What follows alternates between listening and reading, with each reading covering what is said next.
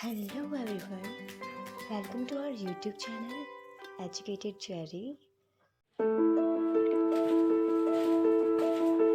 नमस्ते साथियों, स्वागत है आप सभी का हमारे YouTube चैनल में। और हम पढ़ रहे हैं भारतीय राजनीति या राज व्यवस्था, जिसमें हम फंडामेंटल राइट्स पढ़ रहे थे। और आज हम जानेंगे शोषण के विरुद्ध अधिकार। देखिए, ये जो राइट मिला है, ये बेसिकली बच्चों और जो ऐसे कुछ होते थे, जैसे गुलाम होते थे, दास प्रथा चलती थी, उन सब से जोड़ के अगर हम इसको देखेंगे, समझेंगे, तो ये टॉपिक इतना ज़्यादा मुश्किल है नहीं। और ध्यान रखना है कि इस फंडामेंटल राइट में सिर्फ 2 आर्टिकल आते हैं, आर्टिकल 23 और आर्टिकल 24। तो इन दोनों को हम एक साथ पढ़ेंगे और समझेंगे क्या है क्या नहीं है। चलिए देखते हैं। शोषण के विरुद्ध अधिकार। बेसिकली ये जो इसमें हम आर्टिकल्स की अगर बात करें तो वो आर्टिकल्स आते हैं 23 एंड 24। ये 2 आर्टिकल्स इस अधिकार के अंदर आते हैं। देखते हैं सबसे पहले आर्टिकल 23 क्या कहता है। तो आर्टिकल 23 ध्यान से देखेंगे, समझेंगे, इतना कोई ज्यादा टफ ये है नहीं। देखिए, सबसे पहले इसका जो टाइटल है, इसका क्या टाइटल है। आर्टिकल 23 का टाइटल जो है वो लिखा है मानव के दुर्व्यापार, मानव के दुर्व्यापार और बाल श्रम, मानव के दुर्व्यापार और बाल श्रम का प्रतिषेध। देखिए, समझते हैं क्या है। हमें ध्यान होगा कि जब हमारा भारत देश आजाद हुआ था, उससे पहले जो अंग्रेजों का शासन था, उसमें बहुत सारे भारतीयों को किया जाता था। उनको गुलाम के जैसे बनाया जाता था, उनको दास प्रथा चलती थी, उनसे इस टाइप के जबरदस्ती काम करवाए जाते थे, जो कि उसके फंडामेंटल राइट्स के बिल्कुल अगेंस्ट थे। उसमें उसकी जान चली जाती थी। इन सब परिस्थितियों से हमारा देश गुजरा। पहले राजा महाराजा थे, तब भी ये प्रोसेस चलता रहा था। जैसे ही भारत में लोकतंत्र आया संविधान के माध्यम से, तो लोकतंत्र में एक क्या होता है, लोकतंत्र का जो बेसिक मतलब अगर हम अपने जो व्यक्ति हैं, जो जनता है, अगर हम उनके अधिकार अगर उनको नहीं है, तो फिर लोकतंत्र का कोई मतलब नहीं बचता। कोई भी सेंस में वो लोकतंत्र उसको नहीं कहा जाता। उसके अधिकारों को देना ही एक हम अच्छा और एक विश्वासी लोकतंत्र मान सकते हैं। भारत जिन परिस्थितियों से गुजरा था, उन परिस्थितियों को देखते हुए भारत के जो संविधान निर्माता हैं, जो उस टाइम पे जो थिंकर्स थे, जिन्होंने भारतीय स्वतंत्रता में बहुत अपनी जान देकर भी कई लोगों ने अपना भारत को एक आज इस मुकाम पे पहुंचाया है। तो उन्होंने क्या सोचा कि ये जो आर्टिकल, ये जो अपना शोषण के विरुद्ध अधिकार है, इसको हमें संविधान के अंदर शामिल करना चाहिए। लोगों को भी ये उम्मीद थी भारत के आज़ाद के बाद। अब सबकी उम्मीदें, भारत देश आज़ाद हुआ था इसलिए नहीं हुआ था कि कुछ लोग चुन के पीएम बन जाएंगे, संसद में बैठ जाएंगे। आज़ादी का बेसिक मतलब ये था, लोग अपने सपने पूरे करें, अपने जीवन को एक अच्छे से गरिमापूर्ण जीवन जिए, साथ में उनको बहुत सारे अधिकार मिलें, जो कि उन्होंने पीछे पास्ट में कभी नहीं, मतलब उन्होंने फील किया था, कभी ऐसा उन्होंने नहीं सहा था। अब जैसे आज़ादी मिली, उसके साथ में ही भारत का संविधान बनना शुरू हुआ था। और उसमें जब ये फंडामेंटल राइट्स का जब ये चैप्टर्स चल रहे थे, जब इनकी सुनवाई चल रही थी संसद में, तो उस टाइम पे ये इस पे बहुत अच्छा। और जब आप एक सीरीज आती है, राज्यसभा टीवी पे है, और एक सीरीज चलती है एबीपी न्यूज़ पे चलती है, प्रधानमंत्री नाम से एक सीरीज है, और एक राज्यसभा का है, उसमें भारत का संविधान के नाम से एक सीरीज चलती है। आप वहाँ से देखोगे तो बहुत सारे आपको फैक्ट और निकल के सामने आएंगे, और आपका ये जो भारत के संविधान का जो चैप्टर है वो बहुत अच्छे लेवल पे जाएगा। मैंने वहाँ से कुछ डेटा लिए हैं, कुछ स्टोरीज मैंने जो अलग अलग राइटर्स की बुक हैं संविधान के प्रति, उन सब में से मैंने चुन के ये सारी चीज़ें मैंने इंक्लूड करके मैं आपको बता रहा हूँ। चलिए देखिए, आर्टिकल 23 जो है बेसिकली वो क्या कहता है कि मानव के दुर्व्यापार में क्या क्या शामिल हो जाएगा। देखिए, एक तो मान लीजिए कि पहले क्या होता था कि गुलाम बना के किसी दूसरे को बेच देना हो जाता था, बंदी बना लिया जाता था, उनको बेगारी करवाई जाती थी, उनको वो बंधुआ मजदूर बना के रखा जाता था। तो इन सब का भारत के संविधान के आर्टिकल 23 में क्या लिखा है कि दुर्व्यापार जो है उस पर पूरी तरह से प्रतिषेध हो जाएगा, पूरी तरह से इसको बंद हो जाएगा। ये इस टाइप की कोई भी एक्टिविटी स्वतंत्र भारत में नहीं होगी। तो मानव के दुर्व्यापार हो गया, और बाल श्रम जो है बच्चों से संबंधित कुछ मजदूरी वगैरह है उनसे रिलेटेड इसका टाइटल है। चलिए देखते हैं, इसमें बेसिकली 2 क्लोज आती है। पहली क्लोज क्या कहती है, आर्टिकल 23 की पहली क्लोज में लिखा है कि मानव दुर्व्यापार हो गया, मानव दुर्व्यापार, बेगार व अन्य बलाश्रम व अन्य बलाश्रम। मतलब क्या हुआ, इसका मतलब क्या हो जाएगा कि हम ये तो समझ गए दुर्व्यापार का मतलब क्या हो गया कि लोगों को गुलाम बना के दूसरे को बेचना, जो देह व्यापार जैसा मामला जो है वो इनमें शामिल हो जाता है। बेगार वाला आपको समझ में आ ही गया होगा, जिसमें बंधुआ मजदूरी ये सब चीजें इसमें शामिल हो जाती है।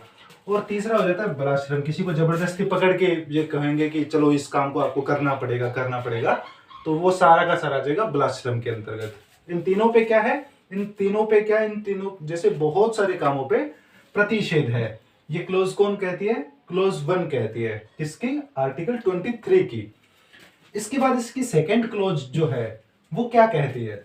सेकंड क्लोज बेसिकली हमें ये जो, अगर कोई व्यक्ति अगर इनमें ये सब करता हुआ पाया जाता है, अगर वो इस टाइप की एक्टिविटी में वो लिप्त है, तो उस पर्सन के अगेंस्ट शिकायत जो सजा का जो प्रावधान है वो क्लोज 2 में है। देखिए क्या है, देखिए इसमें इसमें ही आ जाएगा, वो क्लोज 1 में ही आ जाएगा। क्या आ जाएगा कि इसमें जो सजा है वो मतलब कानून के अनुसार क्या किया जाएगा, कानून के अनुसार दंड दिया जा सकता है। वो भी अगर कोई व्यक्ति मानव दुर्व्यापार, बेगार व अन्य बलाश्रम प्रतिषेध है, और अगर कोई व्यक्ति ऐसा करता हुआ पाया जाता है तो वो क्या है, कानून के अनुसार उसको दंड दिया जाएगा। इसका एक कानून बनाया है इसके आर्टिकल 23 से रिलेट करते हुए, और उसमें क्या है, उसकी सजा का प्रावधान है। ठीक है। और क्लोज 2 क्या कहती है, क्लोज 2 कहती है कि इसकी लिमिटेशंस बता रखी है। लिमिटेशंस क्या, थोड़ा सा पॉजिटिव सेंस में। देखिए कैसे, राज्य जो है, राज्य का मतलब आ जाएगा आर्टिकल 12 वाली डेफिनेशन। राज्य है वो क्या करेगा कि राज्य को अगर सार्वजनिक प्रयोजन के लिए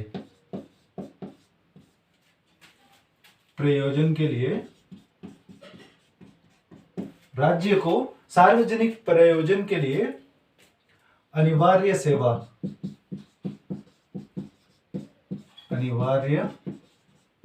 सेवा अधिरोपित कर सकती है। अब देखिए, समझिए, कर सकती है। यानी कि मान लीजिए कि कुछ ऐसा काम है जो कि पब्लिक पर्पस में बहुत हेल्पफुल है, और पब्लिक की सहायता सेवा के लिए वो कार्य करना बहुत जरूरी है, बहुत कंपलसरी है। ठीक है। तो उस कंडीशन में क्या कर सकती है, राज्य जो है, स्टेट जो है, वो क्या कर सकता है, वो अधिरोपित कर सकती है, ऐसी सेवा को, ऐसे काम को वो अधिरोपित कर सकती है जो सबकी भलाई के लिए हो, है ना। इनमें पॉजिटिव सेंस जो है वो लिमिटेशंस लगाता है सेक्शन आर्टिकल 23 की क्लोज 2। ठीक है, ध्यान से देखेंगे। और इसी में क्या लिखा है कि अगर मान लीजिए कि जो सेवा जिन लोगों पे अधिरोपित की जाती है, जिनको ये काम दिया जाता है, सौंपा जाता है, तो उनके बीच में भेदभाव नहीं होगा। तो भेदभाव किस आधार पे नहीं होगा? वही आधार आर्टिकल 15 वाले, धर्म हो गया, जाति हो गया, वंश हो गया, वर्ग हो गया, तो इन सब आधार पर भेदभाव नहीं होगा।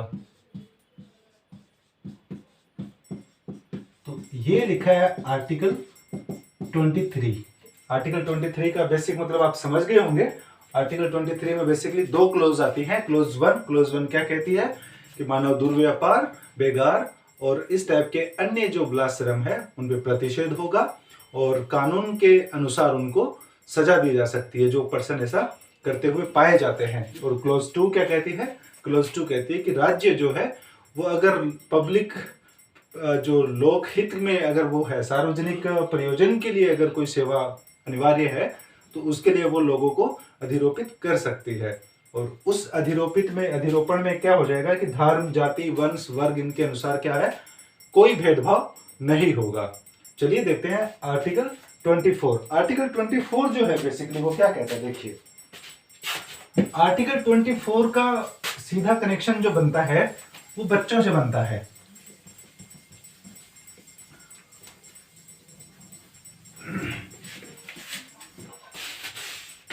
आर्टिकल 24 जो है वो बेसिकली किससे बनता है, किससे कनेक्टेड है? वो बच्चों से संबंधित है। तो क्या कहता है देखिए, आर्टिकल 24 जो है उसमें कोई क्लोज वगैरह नहीं है। तो इसमें लिखा है कि कारखानों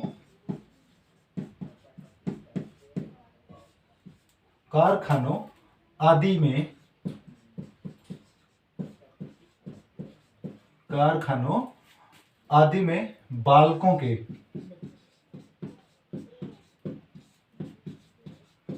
ध्यान से समझेंगे इसको। देखिए आर्टिकल 24 में क्या लिखा है कि कारखानों आदि में बालकों के नियोजन का प्रतिषेध, बालकों के नियोजन का प्रतिषेध। बच्चों से रिलेटेड, स्पेशली बच्चों से रिलेटेड कौन सा आर्टिकल है, तो वो 24 हो जाएगा। और इसमें क्या डिफाइन किया गया है? इसमें एक तो एज डिफाइन की गई है।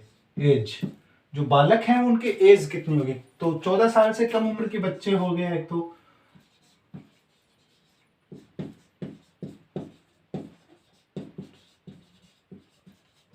यानी कि 14 साल से कम उम्र के किसी भी बच्चे को आप कोई भी काम नहीं करवा सकते। जैसे वो पहले होता था ना होटल्स में, लाइक चाय की दुकानों पे या फिर ऐसे मार्केट्स वगैरह में क्या होता था कि छोटे छोटे बच्चे आपको काम करते हुए दिख जाते थे। अब थोड़ा थोड़ा जिस तरीके से ये डेवलपमेंट होना स्टार्ट होता है, लोगों की समझ में आना स्टार्ट होता है, तब ये काम क्या है वो बंद कर दिया जाता है। तो ये हमारा भारत के संविधान में क्या लिखा है आर्टिकल 24 में कि कारखानों आदि में बालकों के नियोजन का प्रतिषेध है पूरी तरह से। और इसमें एज जो है वो 14 साल से कम उम्र के बच्चे की है। और साथ में अगर 14 साल से थोड़े बड़े हो जाते हैं, लाइक 16 साल और 18 साल तक की उम्र के लिए बच्चों के लिए किस टाइप के काम जो है वो इसमें भी डिफाइन किया गया है। तो जैसे कारखाने, एक खान हो जाती है अपनी माइनिंग, और एक हो जाएगा अपना इस टाइप के अन्य जो मैं ले सकता हूं अन्य संकटमय नियोजन। मतलब क्या हुआ कि जो खतरनाक काम है, जिनसे जान जाने की जोखिम है, वो काम 14 से 16 साल के बच्चों तक की उम्र के अंदर वो भी नहीं करवाए जाने चाहिए। अगर मान लीजिए कि इसमें 14 साल तक के बच्चों के लिए दे दिया कि काम करवाना ही नहीं है, 14 के बाद में 16 साल के बच्चों तक के एज तक के बच्चों को जो है वो जो डेंजरस कार्य है, जो संकटमय नियोजन है, उन पे प्रतिबंध रहेगा। इस तरीके से ये हो गया अपना आर्टिकल 24। और इसी के साथ हमारा ये जो शोषण के विरुद्ध अधिकार है वो पूरा हो जाता है। चलिए देखते रहिए, सब्सक्राइब करिए, लाइक करिए, कमेंट करिए और अपने साथियों को शेयर कीजिए। Thank you. Thanks for watching.